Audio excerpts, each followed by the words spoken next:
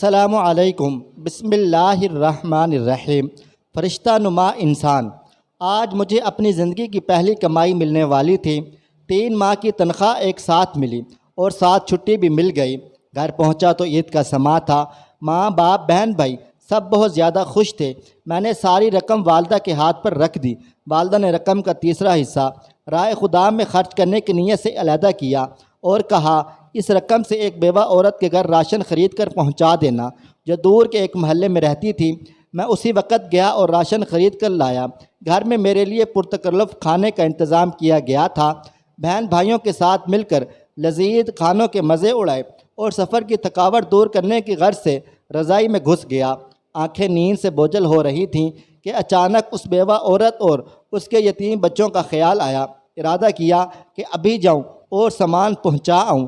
طبیعت میں سستی تھی، سوچا کل پہنچا دوں گا، لیکن بعد میں خیال آیا میں تو پرتکلف کھانے کا مزہ لے چکا ہوں، کہیں وہ بھوکے نہ ہوں۔ اسی وقت لحاف سے نکلا، ایک چادر اوڑھی، تھیلا کاندھے پر رکھا اور اس کے گھر کی طرف نکل پڑا۔ شدید سردی تھی، دھند بھی بہت زیادہ تھی اور بھالی تھیرا اٹھانے میں کچھ دقت ہو رہی تھی۔ ایک دور محلے میں اس عورت کا گھر تھا۔ اس کا شوہر مزدوری کرتا تھا اور اس کے 4 بچے تھے۔ ایک ناگہانی حادثے میں شوہر کی موت ہو گئی اور اب اس کے یتیم بچوں پر دست شفقت رکھنے والا کوئی نہ تھا۔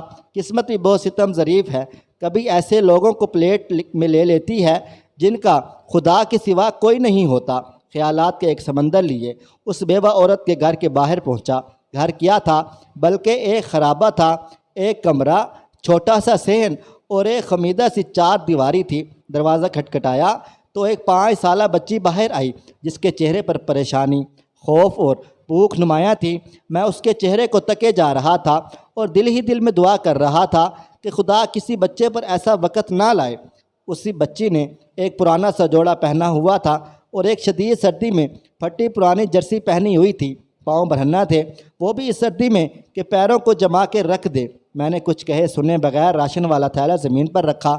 تھیلے کو دیکھتے ہی وہ بولی، کیا اس میں کھانے کا سامان ہے؟ یہ سننا تھا کہ میں حیران و پریشان ہو گیا۔ ایک بار پھر اس نے یہی سوال دہرایا۔ میں نے مثبت انداز میں سر ہلایا۔ وہ بچی خوشی کے مارے چیختے چلاتی ماں کی طرف بھاگی اور یہ کہی جا رہی تھی، امی فرشتہ آ گیا، امی فرشتہ آ گیا۔ اور پھر 2 اور چھوٹے بچے خوشی کے مارے دروازے پر دوڑے چلے آئے، کبھی مجھے دیکھتے کبھی اس تھیلے کو، اور خوشی سے لوٹ پوٹ ہوئے جا رہے تھے۔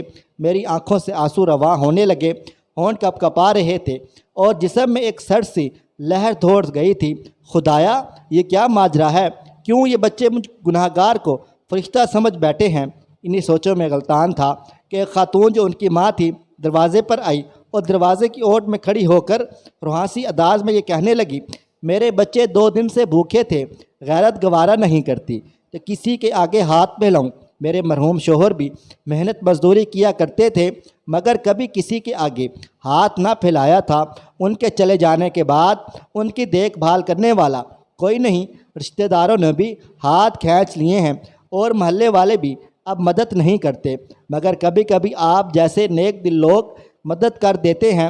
میں 2 دن سے بچوں کو یہ کہہ کر بہلا رہی تھی کہ ایک فرشتہ آئے گا اور ہمارے لیے کھانا لے آئے گا، اس لیے یہ آپ کو فرشتہ سمجھ بیٹھے ہیں۔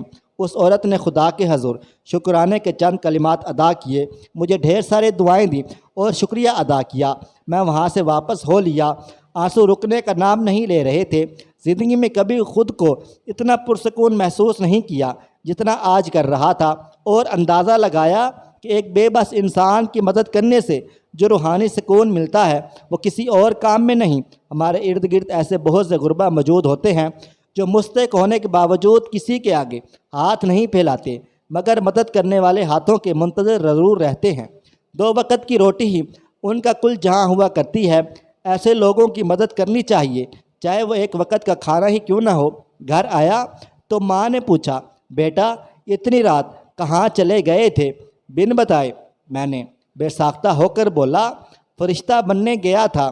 دوستو، اگر ویڈیو اچھی لگے تو اس کو لائک کریں اور شیئر کریں، اور مزید ویڈیوز دیکھنے کے لیے ہمارا چینل سبسکرائب کریں۔ شکریہ۔